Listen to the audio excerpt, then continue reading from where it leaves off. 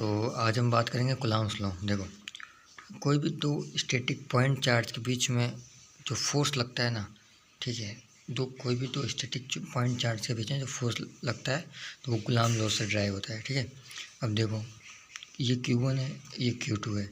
ठीक है, तो फोर्स क्या होगा, K Q1 Q2 upon are square.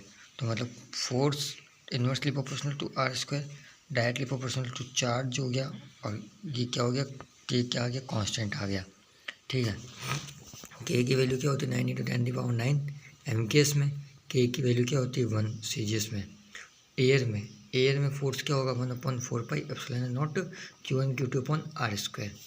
Medium में क्या हो जाएगा 1/4π ई मीडियम हो जाएगा, और Q1 Q2 upon are square.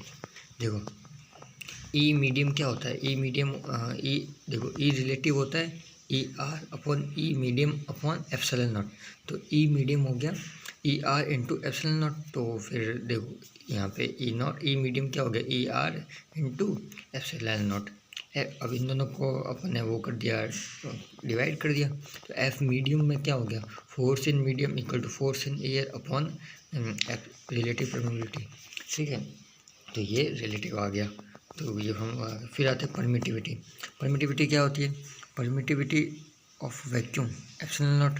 ठीक है, परमिटिविटी का साइन ये है। फिर वैक्यूम की परमिटिविटी क्या होती है, उसको E0 से डिनोट करते हैं। उसकी वैल्यू क्या होती है 8.85 × 10⁻12 coulomb square upon newton into metre का स्क्वायर।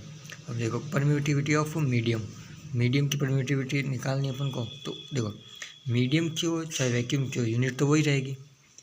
मीडियम की हो चाहे वैक्यूम की, यूनिट तो वही रहेगी। ठीक है, अब देखो रिलेटिव परमिटिविटी कोई यूनिट नहीं होगी। क्यों, यूनिट भी परमिटिविटी नीचे भी परमिटिविटी, ऊपर और नीचे क्या हो जाएगा, कट हो जाएगी। तो कोई डायमेंशन नहीं होगी, यूनिटलेस होगी, मतलब यूनिटलेस, इसकी कोई यूनिट नहीं होगी। ठीक है, और मेटल की परमिटिविटी इनफाइनाइट होगी, और ई आर की वैल्यू 1 से बड़ी होती है, इनफाइनाइट से छोटी होती है।